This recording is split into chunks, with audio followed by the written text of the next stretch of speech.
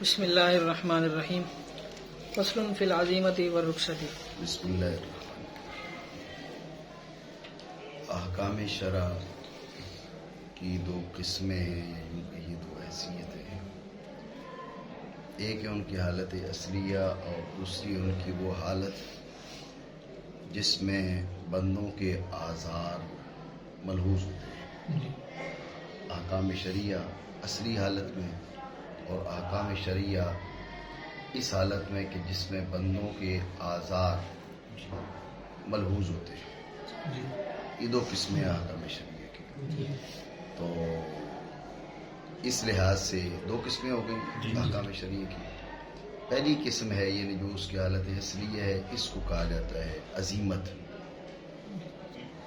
سنتے ہو نا جی، ہم نے راہ عزیمت اختیار کی، تو یہ دعویٰ کرنے والے راہ عزیمت اختیار کر رہے ہیں یا فساد کر رہے ہیں، یہ الگ مسئلہ ہوتا ہے، ٹھیک ہے نا۔ بعض اوقات وہ ہوتا ہے وہ فسادی ہوتے ہیں، ٹھیک ہے نا، کہتے ہیں انما نحن مصلحون، ٹھیک ہے۔ تو یہ تو پرانی روش اہل باطل کی کہ دعویٰ اصلاح کا کر کے تو حقیقت میں افساد کرتے۔ بہرحال یہ لازمی بھی نہیں ہے، یہ تو ضمنی طور پر میں نے بات کی، کیونکہ لوگ جو ہے وہ قول جو کرتے ہیں بسا اوقات وہ درست بات ہی کرتے ہیں، تضاد جو ہوتا ہے وہ فعل کا قول سے ہوتا ہے۔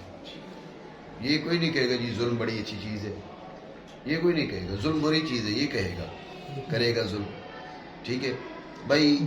جو ہے نا وہ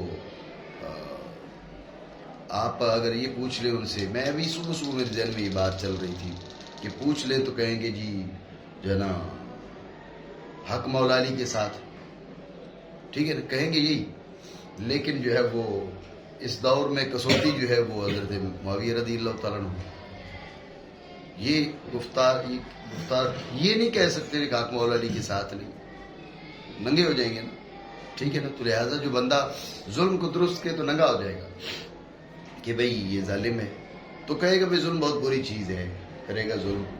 تو لہٰذا صرف باتوں پر نہ جائیں، کردار بھی دیکھیں۔ تو بات کیا ہو رہی تھی؟ بات یہ ہو رہی تھی کہ جو احکام شرعی ہیں وہ دو ہیں، ایک غیر مبنی علی آزار العباد اور دوسرے مبنی علی آزار العباد۔ غیر مبنی علی آزار العباد یہ ہے ان کی حالت اصلیہ، اب ان کو کہا جاتا ہے عزیمت، ٹھیک ہے۔ تو میں نے یہاں پر کہا کہ بھئی جو کہا جاتا ہے ہم نے راہ عزیمت اختیار کی، تو بھلے وہ راہ فسادی انہوں نے اختیار کی ہو، دعوے ہوتے ہوئے راہ عزیمت اختیار کی۔ بہرحال اللہ رب العالمین جو ہے وہ راہ حق پر گامزن رکھے۔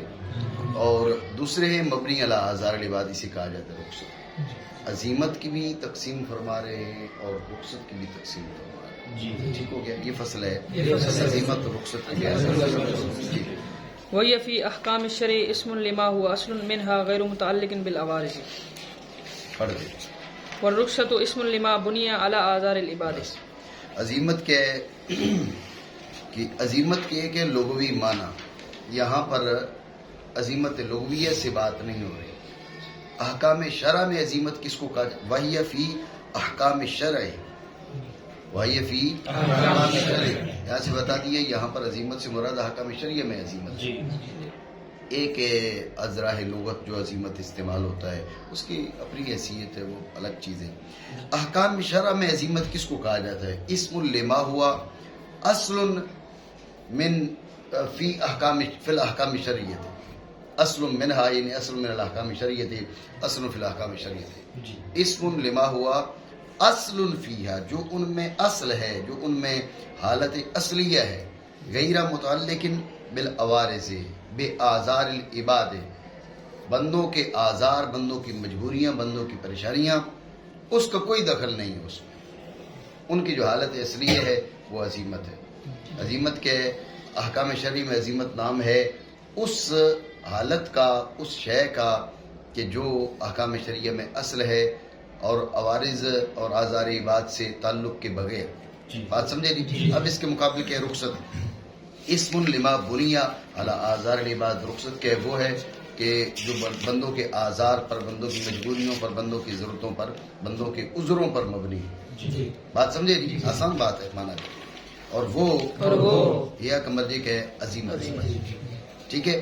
اور دوسرا نسخہ اس میں ہے، اس میں ہی کے بجائے العزیمت ہی ہے، العزیمتو فی احکام شرع، نام ہے اس کا جو احکام شرع میں اصل ہے. جو حکم شرع میں اصل اسی بات کو عظیمت احکام شرع میں نام ہے اس کا جو اصل ہے احکام شرع سے غیر متعلق ہو موارث کے، موارث کے، اور رخصت اور رخصت نام ہے اس کا نام ہے اس کا جو مبنی ہے جو مبنی ہے بندوں کے عذروں پر. بندوں کے عذروں پر. ٹھیک ہو گیا جی.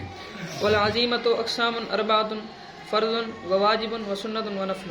عزیمت کی 4 قسمیں دیکھا جائے گا کہ عزیمت کا جاہد اس کی تکفیر کی جائے گی یا نہیں کی جائے گی. جاہد کی تکفیر کی جائے تو یہ فرض ہے، جاہد کی تکفیر نہ کی جائے تو تارک مستحق کے عقاب ہے یا نہیں ہے. تارک مستحق کے عقاب ہو، جاہد کی تکفیر نہ ہو لیکن تارک مستحق کے عقاب ہو تو ذہن میں رکھیں واجب. اگر تارک مستحق کے عقاب بھی نہیں تو دیکھا جائے گا کہ تارک مستحق کے ملامت ہے یا نہیں. تارک مستحق کے ملامت تو سنت، تارک مستحق کے ملامت بھی نہ ہو تو نفل. بات سمجھے. عزیمت کی شرع شریف میں 4 قسمیں ہیں: فرض، واجب، سنت، نفل. فرض، واجب، سنت، نفل. دیکھا ہی جائے گا کہ عزیمت کا جو منکر ہے، جاہد ہے، اس کی تکفیر کی جائے گی یا نہیں کی جائے گی. اگر تکفیر کی جائے تو یہ فرض ہے، تکفیر نہ کی جائے تو تارک بلا عذر وہ مستحق کے عقاب ہوگا یا نہیں ہوگا. تارک بلا عذر مستحق کے عقاب ہو تو واجب، تارک بلا عذر مستحق کے عقاب نہ ہو تو مستحق کے ملامت ہوگا یا نہیں. مستحق کے ملامت ہو تو سنت، مستحق کے ملامت نہ ہو تو نفل. ٹھیک ہو گیا. عزیمت 4 قسم ہے: فرض اور واجب اور سنت اور نفل. فالفرض ما ثبت وجوبه بدلیل لا شبهة فيه وحكمه اللزوم علما وتصديقا بالقلب وعملا بالبدن حتى يكفر جاهده ويفسق تاركه بلا عذر. فرض کون سا حکم شرعی ہے؟ توجہ رکھیں. فرض کے یعنی فرض اعتقادی، اس کے ثبوت کے لیے ایسی دلیل ضروری ہے جس کے نہ ثبوت میں شبہ ہو نہ اثبات میں شبہ ہو اور طلب بھی جزمی ہو. جی یہ عزیمت کی جو متن ہے، یہ کتاب ہے، یہ ہم پڑھتے ہیں. کل میں آپ کو انشاءاللہ مزید کچھ اس کی مزید تفصیل لکھوا دیتا ہوں. وہ اس مقام سے مناسبت رکھتی ہے لیکن چونکہ یہاں پر متن میں اور شرح میں موجود نہیں ہے، آج متن کی ہم تقریر کرتے ہیں. کچھ مزید فرض اعتقادی، فرض عملی وغیرہ وغیرہ اس کی میں کچھ تفصیلات آپ کو لکھوا دیتا ہوں، وہ مفید رہیں گی آپ کو. ٹھیک ہے. تو یہ بات ذہن میں رکھیں، جو فرض ہے اس کے ثبوت کے لیے جو دلیل ہے، دلیل کا ثبوت بھی قطعی ہونا چاہیے، اثبات بھی قطعی ہونا چاہیے. سمجھ رہے ہو بات؟ اس کا ثبوت بھی قطعی ہونا چاہیے، اثبات بھی قطعی ہونا چاہیے. اب ایک مسئلہ ہے، اس کے بارے میں صریح حدیث موجود ہے، صاف صریح حدیث موجود ہے، اس بات قطعی ہے، لیکن وہ حدیث متواتر نہیں ہے. حدیث ذہن میں رکھنا، فرضیت ثابت نہیں ہو. اچھا، جس سے آپ استدلال کر رہے ہیں وہ قرآن کی آیت ہے، ثبوت قطعی ہے، لیکن جو آپ استدلال کر رہے ہیں اس بات اس کا اثبات قطعی نہیں ہے، دلالت قطعی نہیں ہے. دلالت میں احتمال ہے، ہو سکتا ہے یہ مراد ہو سکتا ہے کچھ اور مراد ہو. وَأَقِیمُوا الصَّلَاةَ مراد نماز ہے، قطعی اور یقینی بات ہے. وَآتُوا الزَّکَاةَ مراد زکوٰۃ ہے، قطعی اور یقینی بات ہے. آپ سمجھ رہے بات؟ لیکن اگر احتمال ہو سکتا ہے یہ مراد ہو اور یہ بھی احتمال ہو کچھ اور معنی مراد ہو، تو ذہن میں رکھنا فرضیت جب بھی ثابت نہیں ہوتی، فرضیت اعتقادیہ، اس کا انکار کفر نہیں بنتا، اس کا انکار کفر نہیں بنتا. یہ میں نہیں کہہ رہا کہ اس کا انکار گمراہی بھی نہیں بنے گا. بعض اوقات انکار گمراہی ہوتا ہے، بعض اوقات جو ہے وہ مختلف احکام ہوتے ہیں، لیکن وہ جس کا انکار کفر ہوگا اس کے لیے ضروری ہے کہ اس دلیل کا ثبوت بھی قطعی ہو، دلیل کا اثبات بھی قطعی ہو. اچھا اس کے بعد ہمارے متکلمین نے یہ بھی شرط لگائی کہ وہ مسئلہ ضروریات دین سے ہو، مسئلہ ضروریات دین سے ہو. ابھی یہ جو انہوں نے کفر کی فیکٹریاں کھولی ہوئی ہیں، بھائی ایسے کہو گے تو کافر ہو جائے گا، ایسے کہو گے تو کافر ہو جائے گا، ٹھیک ہے نا. تو ان حضرات نے بھی انتہائی بے احتیاطی سے کام لینا شروع کر دیے، سخت بے احتیاطی.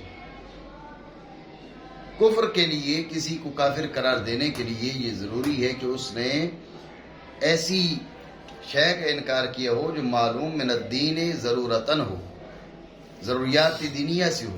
ضروریات دینیہ جن کا انکار کفر ہے وہ کیا ہیں؟ اول تو حرام و خاص اس کے علم شریک ہو. یہ جو علمی دقائق ہیں جو صرف علماء کو پتہ ہے، عوام کو پتہ ہی نہیں ہے، ان کے انکار سے کوئی کافر نہیں ہوتا. بات ذہن میں رکھنا، ٹھیک ہے نا. ان کے انکار سے بندہ کافر نہیں ہوتا. اچھا وہ باتیں کہ جن پر دلیل تو ہے، بڑی مضبوط دلیل ہے، لیکن آیہ قرآنیہ نہیں ہے، یا آیہ قرآنیہ ہے اس کا اس بات قطعی نہیں ہے، حدیث متواتر نہیں ہے، حدیث متواتر ہے اس بات قطعی نہیں ہے، اجماع ہے لیکن اجماع قطعی نہیں ہے، اجماع ظنی ہے. بالکل ان کا انکار کفر نہیں، گمراہی ہونا اور بات سمجھے.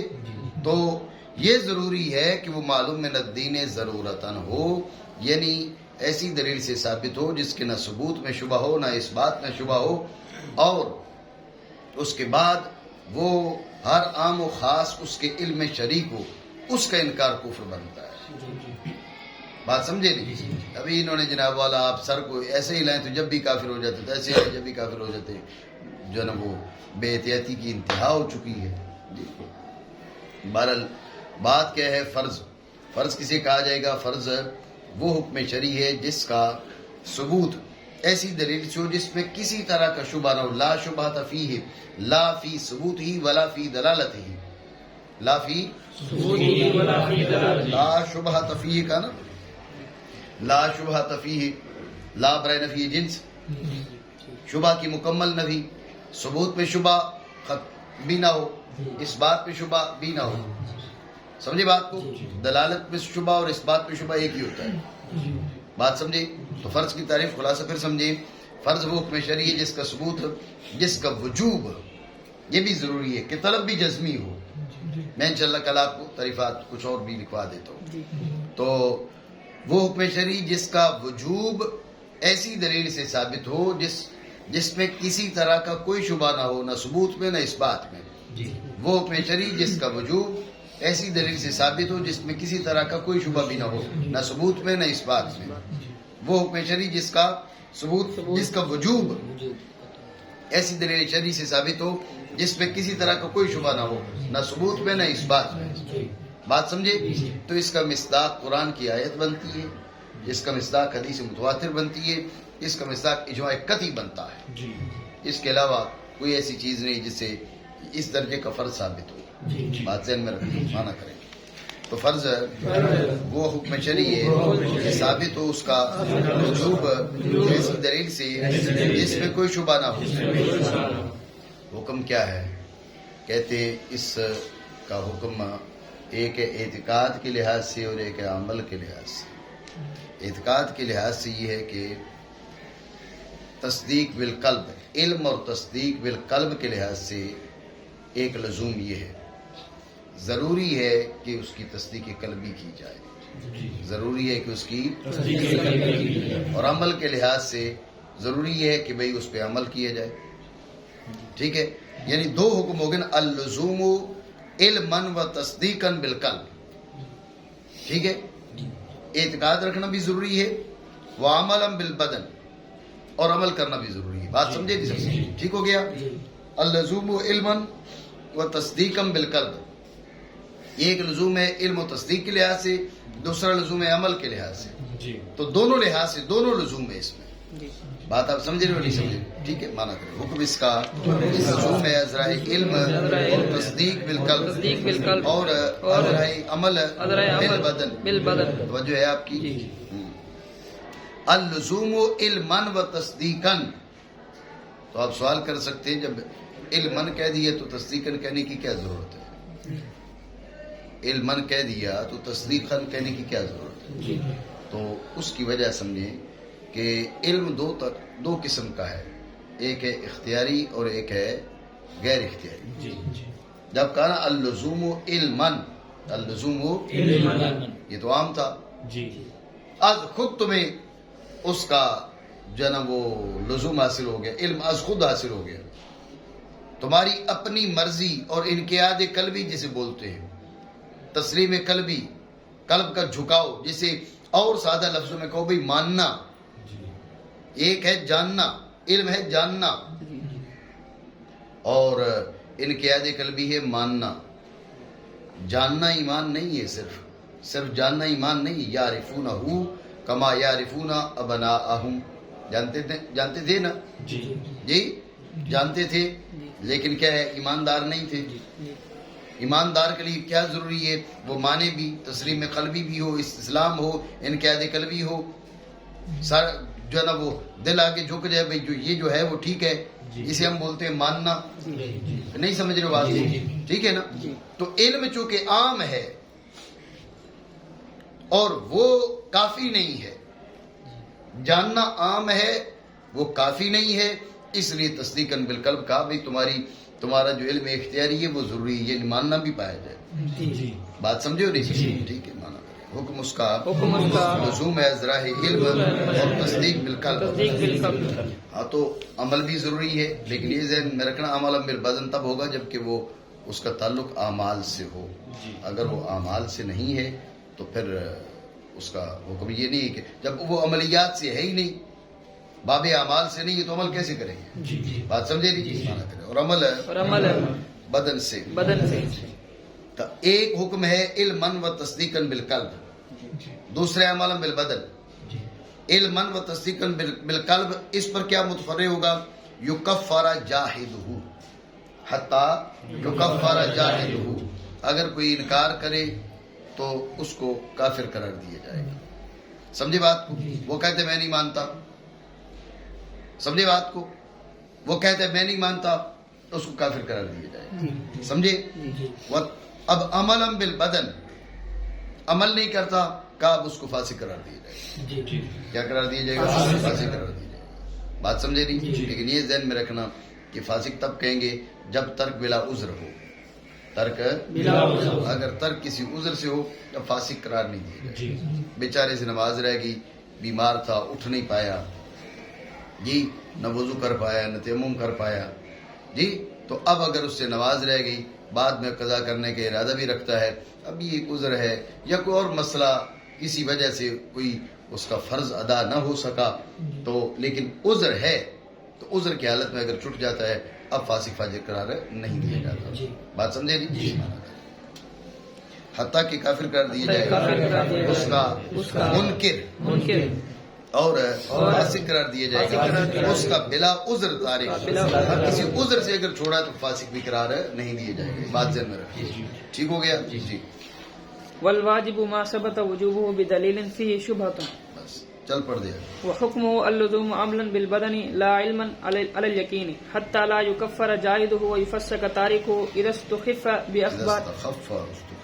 استخف بأخبار الأحاد، وأما متأولا فلا. واجب کیا ہے؟ جس کا وجوب وہ ہے ما ثبت وجوب ہو. یہاں پر بھی یہ ما ثبت وجوب ہو، اس میں تھا بے دلیل لا شبہ فیہ، اس میں بے دلیل فیہ شبہۃ من حیث الثبوت اور من حیث الاثبات. ثبوت میں شبہ ہو جب بھی فرض ثابت نہیں ہوگا واجب ثابت ہوگا. اس بات میں شبہ ہو جب بھی فرض ثابت نہیں ہوگا اس بات میں شبہ ہوگا، اور فرض ثابت نہیں ہوگا واجب ثابت ہوگا. بات اب سمجھے؟ ٹھیک ہو گیا؟ مانا کریں واجب وہ حکم شرعی ہے ثابت ہو اس کا وجوب ہے ایسی دلیل سے جس میں شبہ ہو. سمجھے ان بات کو؟ آئے قرآنیہ سے بھی وجوب ثابت ہو سکتا ہے، حالانکہ اس کا ثبوت قطعی ہے لیکن اس بات ضنی ہو. سمجھے؟ حدیث متواتر ہو اس کا ثبوت قطعی ہے، اس بات ضنی ہو سکتا ہے، وجوب ثابت ہوگا. اجماع ہے، اچھا اجماع تو قطعی ہے، ثبوت قطعی ہو جائے لیکن اس بات اس کا ضنی ہو، ایسا بھی ہو سکتا ہے. تو یہ ذہن میں رکھیں کہ وجوب جو ہے وہ آیت سے بھی ثابت ہو سکتا ہے اور حدیث متواتر سے بھی ثابت ہو سکتا ہے، اجماع قطعی سے بھی ثابت ہو سکتا ہے، حدیث مشہور سے بھی ثابت ہو سکتا ہے. سمجھے؟ حدیث مشہور ہے، اب اس کا اس بات قطعی ہے لیکن ثبوت زنی ہے. نہیں سمجھے بات؟ واجب حکم شرعی ہے جس کا وجوب ثابت ہو ایسی دلیل سے جس میں شبہ ہو. وجہ ہے تو اب کیا ہے، اس کا یہ درجہ میں فرض سے نیچے تو حکم میں فرض سے نیچے. علم اور تصدیق کے معاملے میں یہ فرض کے ساتھ شریک نہیں ہے. وہاں پر تھا اللزوم علما و تصدیقا بالقلب، یہاں علم اور تصدیق کے لحاظ سے لزوم نہیں ہے. بات سمجھے؟ وہاں عمل واجب تھا، یہاں پر بھی عمل واجب ہے. وہاں بھی عمل ضروری، یہاں بھی عمل ضروری. بات سمجھے؟ حکم اس کا لزوم ہے بدن سے عمل کے لحاظ سے، نہ کہ یقینی علم کے لحاظ سے. یقینی علم کے اعتبار سے جو ہے یہ لازم نہیں ہے. اب تفریق کیا ہوگی؟ وہاں انکار کرتا تھا تو کافر، یا انکار کرے گا تو کافر نہیں ہوگا. بات سمجھے نہیں؟ مانا کر حتیٰ کہ نہ تکفیر کیا جائے گا اس کا منکر. وجہ ہے البتہ اگر اس نے کیا کیا، بلا عذر ترک کرتا ہے تو پھر فاسق ضرور قرار دیا جائے گا. اگر بلا عذر ترک کرتا ہے تو فاسق قرار دیا جائے گا. اتنی بات سمجھے؟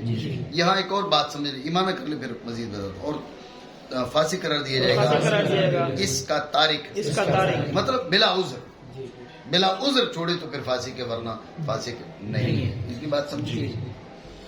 ابھی پچھلے دنوں آپ نے یہ بات سنی ہوگی کہ بھائی یہ جو فتویٰ ہے یہ کس پہ ہے؟ یہ تو اقوال و افعال پر ہے. جو کرے اس پر لگے گا، جو بولے اس پر لگے گا. سنا جی؟ چلو نہیں سنا تو اب سن لیا. تو یہ انتہائی جاہلانہ جملہ ہے.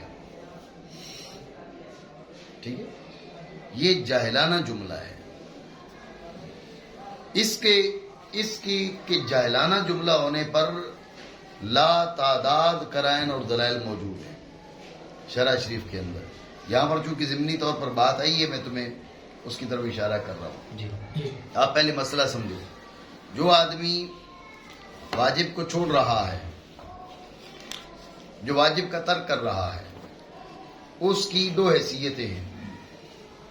ایک حیثیت یہ کہ وہ اخبار آحاد سے چونکہ واجب ثابت ہے، وہ اخبار آحاد کی پرواہ نہیں کرتا، بےادبی اور توہین نہیں کرتا. ذہن میں رکھنا، بےادبی اور توہین تو کفر ہے شرع شریف کی. بےادبی توہین نہیں کرتا لیکن لاپرواہی کرتا ہے. سمجھے؟ لاپرواہی کرتا ہے تو اب کیا ہے؟ اب فاسق فاجر. دوسرا آدمی ہے وہ بھی عمل نہیں کرتا لیکن وہ لاپرواہی نہیں کرتا، وہ تعویل کرتا ہے. وہ کیا کرتا ہے؟ بھائی اس کا مطلب یہ ہے، اس کا مفہوم یہ ہے، آپ جو کہہ رہے ہیں وہ نہیں، یہ ایسے. آپ سمجھ رہے ہو بات؟ اس کا مطلب یہ نہیں ہے جو آپ بیان کر رہے، اس کا مطلب یہ ہے. آپ دیکھ لیں نا، آپ کے جو واجبات میں اختلافات ہیں. اب آپ سر کے مسح کے معاملے میں رب و راس کے قائل ہو. وہ ائمہ بھی ہیں جو کہہ رہے ہیں بھائی اقل ما یطلق علیہ اسم المسح. تو آپ ان کو کیا کہو گے؟ آپ تو اس کو فرض کہتے ہو نا. چلو یہ فرض اعتقادی نہیں ہے لیکن واجب تو ہے، فرض عملی تو ہے. جب یہ فرض عملی ہے تو اب اگر کوئی شافعی اٹھ کر ادھر سے تھوڑا سا ہاتھ لگا لیتے، رب و راس کا نہیں کرتا، مسا نہیں کرتا، تو آپ فاسق فاجر قرار دو گے کیا؟ چھوڑا تو ہے اس نے لیکن متعول ہے. سمجھ رہے ہو بات؟ وہ متعول ہے، وہ تعویل کر رہا ہے. جب وہ متعول ہے تو اس پر فسق فجور فتویٰ نہیں لگتا. بات آپ سمجھے؟ تو اس لیے یہ بات ذہن میں رکھیں کہ واجب کا تارک ہے تو وہ ترک کیوں کر رہا ہے؟ اخبار احاد کی اتنی زیادہ وہ نہیں کرتا، پرواہ نہیں کرتا، بےادبی نہیں کرتا. بےادبی کرے تو کافر ہے، بےادبی کرے تو کافر ہے. بےادبی نہیں کرتا لیکن وہ لاپرواہی کرتا ہے، اب وہ فاسق فاجر ہے. لاپرواہی نہیں کرتا، وہ تعویل کرتا ہے. سمجھ رہے ہو آپ بات کو؟ وہ کیا کرتا ہے؟ تعویل کرتا ہے. ذہن میں رکھنا، اب فاسق فاجر بھی نہیں. ٹھیک ہو گیا؟ اب فاسق فاجر بھی نہیں ہے. اگر تعویل کرتے تو فاسق فاجر بھی نہیں ہے. یہ جملہ میرے ذہن میں رکھنا. اس سے مسئلہ کیا پتہ چلا جس پہ میں آپ کی توجہ دلانا چاہ رہا تھا کہ ایک ہی کام ایک بندہ کرے تو اور حکم ہے، دوسرا کرے تو اور حکم ہے. جی ایسے ہوتا ہے. ایک ہی کام ایک بندہ کرے تو اور حکم ہے، دوسرا کرے تو اور حکم ہے. ایک بندہ کرے تو جائز ہے، دوسرا کرے تو ناجائز ہے. ایک بندہ کرے تو اور فتویٰ، دوسرا کرے تو اور فتویٰ ہے. بات ہے ہی ذہن میں. تو اس کی شرح شریف میں سینکڑوں ہزاروں امثلہ موجود ہیں. تو جب میں نے یہ جملہ سنا کہ نہیں یہ جو فتویٰ ہے نا یہ تو اقوال و افعال پر ہے، جو کرے اس کا یہ حکم ہے، میں نے کہا ان مفتیوں سے بڑا جاہل ہی کوئی نہیں ہے. کیسا جاہلانہ جملہ ہے بھئی جو بھی کرے اس کا یہ حکم ہے. یہ بات وہ تاقیہ میں قیامت ثابت نہیں کر سکتے کہ بھئی جو بھی ایسا بولے اس کا یہ حکم ہے. ایسا نہیں ہوتا. جو بھی بولے ایسا نہیں ہوتا. ایک بندہ بولے اور حکم ہوتا ہے، دوسرا بولے اور حکم ہو جاتا ہے، تیسرا بولے اور حکم ہو جاتا ہے، چوتھا بولے اور حکم ہو جاتا ہے. ایک ہی حکم ہے، ایک ہی فعل ہے، ایک ہی بندہ کر رہا ہے. ایک ہی فعل ایک ہی بندہ کر رہا ہے، اسی کے لیے جائز بھی ہے، اسی کے لیے ناجائز بھی ہے. ایسا بھی ہو جاتا ہے. یہ کون سا فتویٰ جی جو بولے ایسا اس پر یہ حکم لگے گا. یہ انتہائی جاہلانہ جملہ ہے. ٹھیک ہے نا. تو بہرحال یہاں بھی ضمنی طور پر یہ بات آ گئی کہ وہ واجب کا جو ترک کر رہا ہے وہ اخبار احاد کے معاملے میں ان کی بے ادبی نہیں کرتا. ذہن میں رکھنا استخفاف کا جو استعمال ہے وہ تحقیر اور اہانت کے لیے بھی ہوتا ہے. اگر تحقیر اور اہانت کرے تو پھر تو بلا شبہ کافر ہے. شرع شریف کی تحقیر جائز نہیں ہے. سمجھ رہے بات کو؟ شرع شریف کی تحقیر کا مطلب کیا ہے؟ یہ دلیل ہے انکار رسالت کی، انکار توحید کی. انسان کو اسلام سے باہر نکالتا ہے انکار توحید، انکار رسالت یا انکار توحید و رسالت کی دلیل. سمجھے؟ یہ چیز کیا کرتی ہے؟ یہ اسلام سے باہر نکال دیتی ہے. تو شریعت کی جو توہین ہے، اگر خدا نخواستہ معاذ اللہ کوئی آدمی قرآن پاک پہ پاؤں رکھ دیتا ہے جان کر بے ادبی کرتا ہے تو اب نہ انکار توحید کر رہا ہے نہ انکار رسالت کر رہا ہے. لیکن یہ انکار توحید و رسالت کی دلیل ہے. کلام الہی مانتا تو ایسا کیوں کرتا؟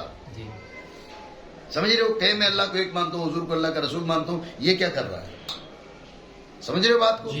تو اسی طرح شرع شریف کی اگر وہ توہین کرتا ہے، حقارت کرتا ہے، تحقیر کرتا ہے، تو یہ کیا ہے؟ انکار توحید و رسالت کی دلیل ہے جس وجہ سے وہ کافر ہو جاتا ہے. لیکن وہاں استخفاف اس معنی میں نہیں، وہ لاپرواہی کرتا ہے. ان میں کوئی اتنی سختی نہیں سمجھتا. اس لاپرواہی کی وجہ سے وہ واجب پہ عمل نہیں کر رہا تو اب فاسق فاجر قرار دیا جائے گا. لیکن اگر متعول کرتے اس کا مطلب یہ ہے، اس کے معنی یہ ہے، اس کا مفہوم یہ ہے، تو ذہن میں رکھنا اب فاسق فاجر نہیں ہوگا. ٹھیک ہو گیا؟ اور فاسق قرار دیا جائے گا تاریخ جبکہ ہلکا سمجھے اخبار احاد کو. اخبار احاد جو ہے وہ محدثین کی اصطلاح اپنی ہے اور اصولیوں کی اصطلاح اپنی ہے. ٹھیک ہے نا. ہماری اصطلاح الگ ہے حنفیوں کی اصول فقہ میں، اور جو ہیں محدثین ہیں علم مصطلح والحدیث والے، ان کے خبر روایت کی تعریف اور ہے. انشاءاللہ آگے باب السنت کے اندر اس کی وضاحت آتی ہے. بال تعویل کرتے ہوئے تو نہیں، اگر تعویل کر رہا ہے تو پھر وہ فاسق فاجر نہیں کرا پائے گا. سمجھے ہو؟ جی. والسنت الطریقۃ المسلوکۃ فی الدین. بس. تو تیسرا ہے سنت. سنت کیا ہے؟ سنت وہ راہ ہے جس پر دین میں چلا گیا ہو. المسلوکۃ فی الدین، المسلوکۃ فی الدین، اس پر دین میں چلا گیا ہو، چاہے رسول اللہ صلی اللہ تعالی علیہ وسلم اس پہ چلے ہوں یا صحابہ چلے ہوں. علیکم بسنتی وسنت الخلفاء الراشدین المہدیین عضوا علیہا بالنواجذ او کما قال رسول اللہ صلی اللہ تعالی علیہ وسلم. جی تم پر میری سنت بھی لازم ہے اور میرے خلفاء راشدین مہدیین جو میرے بعد ہیں ان پر بھی سنت لازم ہے. یہ طریقۃ المسلوکہ جس پر دین میں چلا گیا، دین کی راہ. لیکن کیا میں نے غیر افتراض والا وجوب ہے. جو افتراض ہے وہاں وہ بھی طریقے مسلوک ہے نا، جو واجب ہے وہ بھی طریقے مسلوک ہے. لیکن بلا افتراض و وجوب جو راہ شرع ہے وہ سنت ہے. بات سمجھے نہیں؟ بلا افتراض و وجوب جو راہ شرع ہے وہ کیا ہے؟ سنت ہے. بلا افتراض و وجوب جو راہ شرع ہے وہ سنت ہے. مانا کرے سنت وہ راہ ہے جس پہ چلا گیا ہو دین میں. وحكمها أن يطالب المرء بإقامتها من غير افتراض ولا وجوب لأنها طريقة أمرنا بإحيائها فيستحق الأمة بتركها. يستحق اللائمة. لائمة. وجہ رکھیں اس کا حکم کیا ہے. اس کا حکم یہ ہے کہ بندے کو کہا جائے گا کہ اس پہ عمل کر. کیا کہا جائے گا؟ لیکن بطور افتراض و وجوب نہیں. بطور افتراض و وجوب نہیں، کیونکہ آپ کو بھی میں نے بتایا الطریقۃ المسلوکۃ من غیر افتراض ولا وجوب. من غیر اس کو روکو. تو من غیر افتراض ولا وجوب، طریقہ مسلوکہ من غیر افتراض ولا وجوب. جب مسلوکہ ہے من غیر افتراض ولا وجوب، تو اب جو مطالبہ ہوگا اس کی اقامت کا، اس میں بھی افتراض وجوب نہیں ہوگا. مطالبہ جو ہوگا اس کی اقامت کا، اس میں بھی افتراض وجوب نہیں ہوگا. سمجھے بات؟ کیوں کہا؟ لأننا امرنا بإحیائها، ہمیں حکم یہ ہے کہ ہم اس کو زندہ رکھیں. اگر کوئی آدمی زندہ نہیں رکھتا، اس راہ پہ نہیں چلتا، ملامت کا مستحق تو بنتا ہے. فرض واجب نہیں ہے، لیکن چھوڑا کیوں؟ شریعت میں، شریعت کا طریقہ ہے نا، ایک اسلوب ہے، ایک انداز ہے شریعت کا. بات سمجھے نہیں؟ تو اب آپ کہیں پہ ملامت بھی نہیں ہوگی. ملامت تو ہوگی، نہیں سمجھو؟ ٹھیک ہے نا. جب کلاس میں کلاس کی طرح بھی نہیں بیٹھو گے جعفری صاحب، تو پھر ملامت تو ہوگی نا. ابھی جی نہیں کہے گا، یہ بعد میں اس کا حساب ہوگا. حکم اس کا یہ ہے کہ مطالبہ کیا جائے گا بندے سے اس کی اقامت کا، بغیر افتراض کے اور بغیر وجوب کے. ذہن میں رکھنا بھئی افتراض وجوب نہیں ہے، تو پھر اس کو قائم کیوں کرنا ہے؟ اس لیے کہ ہمیں حکم دیا گیا ہے کہ تم اس کو قائم رکھو. کہاں حکم دیا گیا ہے؟ یہ جو میں نے حدیث بات پڑھی ہے، علیکم بسنتی و سنت الخلفاء الراشدین المہدیین. سمجھے نا؟ علیکم بسنتی، میری سنت کو تھامو، لازم پکڑو. تو حکم تو دیے جا رہے. جب حکم دیا جا رہا ہے، ہاں الامر للوجوب ہونا واجب چاہیے تھا، لیکن یہ درجہ وجوب میں حکم فرمایا نہیں ہے. درجہ وجوب میں حکم فرماتے تو یہ واجب ہوتا. یہ درجہ وجوب سے نیچے حکم ہے، لہذا من غیر افتراض والا وجوب اس لیے کہا جا رہا ہے. بات سمجھے؟ کیونکہ یہ وہ طریق ہے، ہم حکم دیے گئے ہیں اس کے احیاء کا. تو اگر کوئی احیاء اس کا نہیں کرتا، کہا کہ اب ملامت کا مستحق ہے. بات سمجھے نہیں؟ تو مستحق ہوگا ملامت کا اس کو چھوڑنے کی وجہ سے. وسنت نوعان، سنت الہدى وتارکها یستوجب اساءة وکراہة، والزوائد وتارکها لا یستوجب اساءة وکراہة کسیر النبی صلی اللہ علیہ وآلہ وسلم فی قیامه وقعوده ولباسه. وعلى هذا تخرج الألفاظ المذكورة في باب الأذان من قوله يكره أو قد أساء أو لا بأس فيه، وحيث قيل يعيد فذلك من حكم الوجوب. توجہ ہے آپ کی. اب یہاں پر ایک ضمنی طور پر مسئلہ بیان کرتے ہیں. ضمنی طور پر نہ کہیں، سنت کی تقسیم کرتے ہیں. ذہن میں رکھیں، اوپر جو سنت کی تعریف بیان ہوئی ہے اور سنت کا حکم بیان ہوا ہے، یہ سنت مطلقہ کا نہیں ہے. یہ سنت مطلقہ کا نہیں ہے، یہ سنت ہدا کا ہے.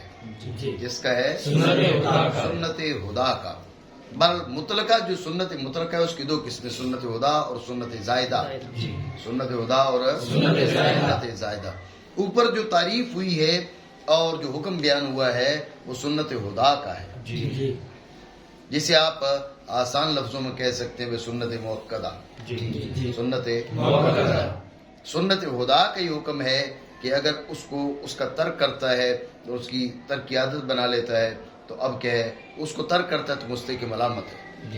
بات سمجھے نہیں؟ سنت زائدہ ہے، اب اس کے ترک پہ مستحق ملامت نہیں ہے. سنت زائدہ ہے تو مستحق ملامت نہیں ہے. ٹھیک ہے؟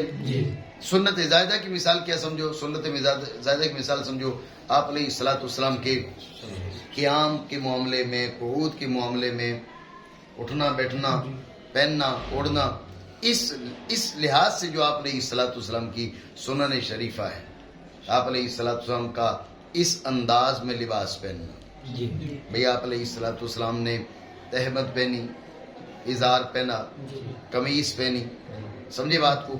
اب جس انداز کی آپ علیہ الصلوۃ والسلام کی قمیص مبارک تھی، اس انداز کی آپ قمیص نہیں پہنتے تو گناہ گار نہیں ہوں گے۔ جس انداز کا آپ علیہ الصلوۃ والسلام کا امامہ شریفہ تھا وہ آپ نہیں پہنتے تو کوئی گناہ نہیں ہے۔ آپ سرے سے ساری زندگی امامہ نہ پہنے تو جب بھی گناہ نہیں ہے، سمجھے ہو نا بات کو؟ یہ آپ علیہ الصلوۃ والسلام کی سنن ہے، لباس میں، قیام میں، قعود میں، بات ہے ذہن میں؟ یہ ان کا عبادت سے تعلق نہیں ہے، اس لیے اگر اس کو کوئی ترک کرتا ہے، یعنی عبادت سے تعلق نہیں ہے، مطلب یہ نہیں کہ اس پہ ثواب نہیں ہے، مطلب یہ ہے کہ آپ علیہ الصلوۃ والسلام نے یہ جو امور ہیں یہ ازراہ عبادت نہیں کی، ازراہ عادت فرمائے۔ باقی آپ علیہ الصلوۃ والسلام کی عادت پہ چلو تو اس پہ بھی اللہ کا اجر، اللہ کی طرف سے اجر ملتا ہے۔ تو عبادت سے تعلق نہ ہونے کا مطلب یہ نہیں کہ ان میں ثواب کوئی نہیں ہے، مطلب یہ کہ آپ علیہ الصلوۃ والسلام نے یہ جو افعال ہیں وہ ازراہ عبادت نہیں فرمائے، یہ عادتاً آپ علیہ الصلوۃ والسلام نے افعال فرمائے۔ بات آپ سمجھے ہو نہیں سمجھے؟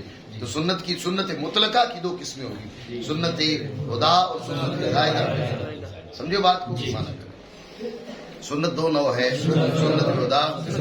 یہ سنت خدا جو ہے اس کا جو تارک ہے یہ کراہت اور اصاعت کا موجب ہے، مستوجب ہے، اس پر حکم کراہت لگے گا، اس پر حکم اصاعت لگے گا، بھائی اس نے جو کام کیا ہے وہ ٹھیک نہیں کیا، برا کیا، یہ اصاعت ہے۔ ذہن میں رکھنا، اصاعت کا درجہ ہے مکروہ تحریمی اور تنزیہ کے بیچ، مکروہ تحریمی اور مکروہ تنزیہ کے بیچ۔ اگر فرض چھوڑتا ہے تو حرام کا مرتکب ہوتا ہے، اگر واجب چھوڑتا ہے تو مکروہ تحریمی کا مرتکب ہوتا ہے، سنت چھوڑتا ہے تو وہ اصاعت کا مرتکب ہوتا ہے، سمجھے بات کو؟ اس لیے انہوں نے کہا یستوجب اصاعتن، یستوجب اصاعتن، تو جو ہے یہ ذہن میں رکھنا۔ کبھی سنت قوت واجب میں ہوتی ہے، سنت واجب کی قوت میں ہوتی ہے، وہ سنت جو واجب کی قوت میں اس کو چھوڑنا پھر کراہت کا مرتکب ہوگا، اس لیے دونوں لفظ انہوں نے لکھے ہیں، یستوجب اصاعتن و کراہتن، وہ اصاعت اور کراہت کا مرتکب ہے، سمجھے بات کو؟ اصاعت کا مرتکب تو کوئی بھی سنت موقدہ، سنت خدا چھوڑتا ہے تو اصاعت کا مرتکب ہے، لیکن سنت جو قوت واجب میں ہو اسے چھوڑتا ہے تو اب کراہت کا مرتکب ہے، بات سمجھے ہو نہیں؟ تو اس کا تارک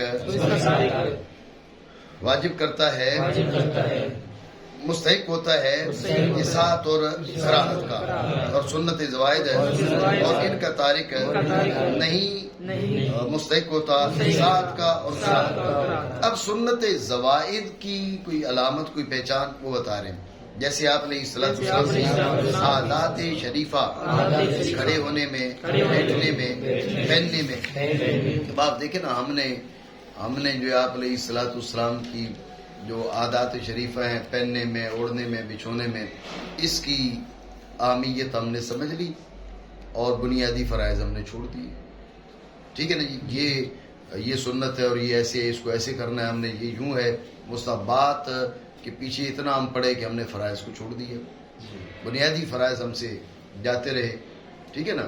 تو یہ طریقہ غلط ہے، ہر ایک حکم شرعی کو اس کا اپنا درجہ دینا چاہیے۔ حکم احکام شرعی کو جب ہم درجہ نہیں دیتے تو اس سے کیا ہے وہ خلط ملط واقع ہوتا ہے اور معاشرے میں بھی خرابی ہوتی ہے، سمجھو بات؟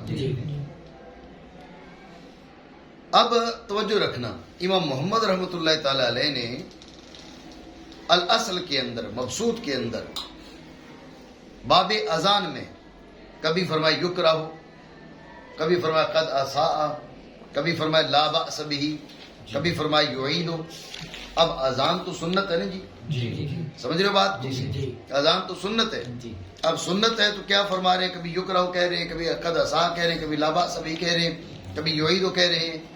اب ہے سنت اس میں مختلف الفاظ سنت کے بیان میں، تو مصنف رحمہ اللہ تعالیٰ یہ ضمنی فائدہ بیچ میں آ گیا امام محمد علیہ رحمہ کی اس کتاب کا، کہہ رہے ہیں بھائی وہ جو وہاں الفاظ ہے نا وہ اسی پر ان کی تخریج ہوگی، جہاں کہہ رہے یکرہ قد اساء مطلب سنت خدا ہے، لا بأس بہ اگر یہ نہیں کیا کالا بأس بہ کچھ حرج نہیں ہے، جی مطلب وہ سنت زائدہ ہے. جی اگر کہا یعیدو اس کا مطلب ہے وہ واجب ہے.